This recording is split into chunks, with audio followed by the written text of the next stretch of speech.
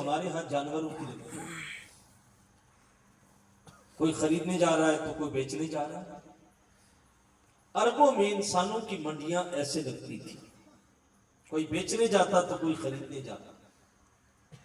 اور یہ دردناک لمحے بھی تاریخ عرب نے محفوظ کیے کہ ایک منڈی میں دو سکے بھائیوں کو بیچنے کے لیے کھڑا کیا جاتا ہے، اور ایک کا خریدار ایک علاقے کا، دوسرے کا خریدار دوسرے علاقے کا، اور جب وہ جدا ہوتے ہیں تو آپس میں گلے لگ کے روتے ہیں، انہیں پتہ ہے کہ دوبارہ ملاقات نہیں ہوگی۔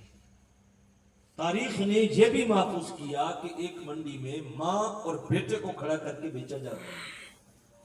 ماں کا خریدار ایک شہر سے آیا، بیٹے کا خریدار دوسرے شہر سے آیا، اور ماں بیٹا جب جدا ہوتے ہیں تو وہ لمحے انتہائی دردناک ہوتے ہیں۔ اور یہ بھی تاریخ نے بتایا کہ باپ کے مرنے کے بعد جب بیٹے ترکہ بانٹتے، جائیداد بانٹتے، وراثت بانٹتے، مال بانٹتے، تو سکی ماں بھی ترکے میں بٹتی تھی۔ جس بیٹے کے حصے میں ماں تھی وہ ماں کو پکڑتا اور صبح منڈی میں فروخت کے لیے کھڑا کر دیتا۔ آنے والے گاہک کو بیٹا بتاتا کام بہت اچھا کرتی ہے، تیز رفتار ہے، سمجھدار ہے، وزن اٹھاتی ہے، اور پھر گاہک کو مطمئن کرنے کے لیے بیٹا ماں کو چلنے کا اشارہ کرتا۔ صبح سے لے کر شام تک عرب کی چلچلاتی دھوپ میں ماں منڈی میں کھڑی ہوتی تھی، اور جب ریٹ اچھا لگتا تو بیٹا ماں دے کے درم و دینار پکڑتا اور قبیلے میں جا کے فخر کر کے بتاتا کہ آج منڈی کا ریٹ بڑا اچھا تھا، اتنے میں ماں کو بیچ کے آیا۔ مائیں بک رہی تھی، منڈیوں میں قیمتیں لگ رہی تھی، رسوا ہو رہی تھی۔ میرے حضور تشریف لائے، آسمانوں سے جنت کو کھینچ کے ماں کے قدموں کے نیچے رکھا۔ بیٹوں سے کہا نادان، یہ بیچنے کی چیز نہیں ہے، تیری جنت اس ماں کے قدم کے نیچے۔ الجنت تحت اقدام الامہات، کہیں فرمایا الجنت تحت اقدام الابوین، جنت والدین کے قدموں کے نیچے ہے، جنت ماں کے قدموں کے نیچے ہے۔ کہیں باپ کو جنت کا وسطی دروازہ قرار دیا اور آنے والی نسل کو جوڑا ہے کہ ماں اور باپ کی عزت اور قدر ہے۔ یہ میرے حضور کے میلاد کا پیغام تھا،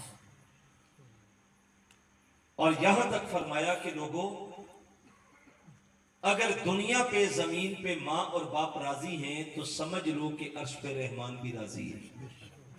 اگر یہ دو رشتے راضی نہیں ہیں تو عرش کا رحمان بھی راضی نہیں ہوتا۔ یہاں تک حضور نے ارشاد فرمایا، ایک شخص بارگاہ رسالت مآب میں حاضر ہو کے عرض کرتا، یا رسول اللہ، اللہ کو مانتا ہوں، آپ کو نبی مانتا ہوں، 5 نمازیں پڑھتا ہوں، روزے رکھتا ہوں، حج کرتا ہوں، زکوٰۃ میرے لیے کافی ہے؟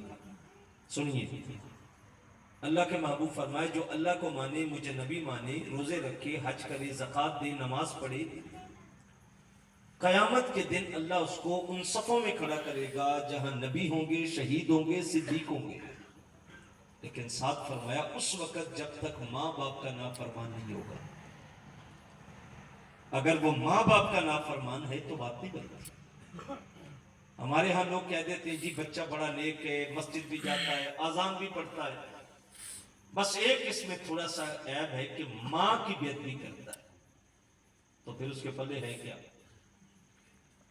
بڑا نیک بچہ ہے جی، بڑا پارسا ہے، ہر محفل میں پہنچتا ہے رات کو، لیکن باپ کے ساتھ بولنے میں اچھا نہیں، تو سمجھ لو کہ وہ اچھا نہیں ہے۔ یہ تعلیم میرے نبی نے دی تھی۔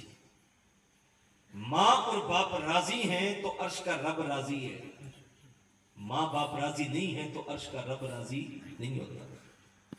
ہمارے معاشرے میں 2 طرح کے طبقے اس وقت اس عنوان میں، کچھ وہ گھرانے ہیں جن گھرانوں میں دین آگے نسلوں تک منتقل کیا گیا، بچوں کو دین سکھایا گیا، گھر کا ماحول دین کے مطابق ہے، ماں نماز پڑھتی ہے تو بیٹی بھی پڑھتی ہے، آزان ہوتی ہے تو باپ مسجد کا رخ کرتا ہے تو ساتھ بیٹے بھی جانے کے عادی ہو گئے۔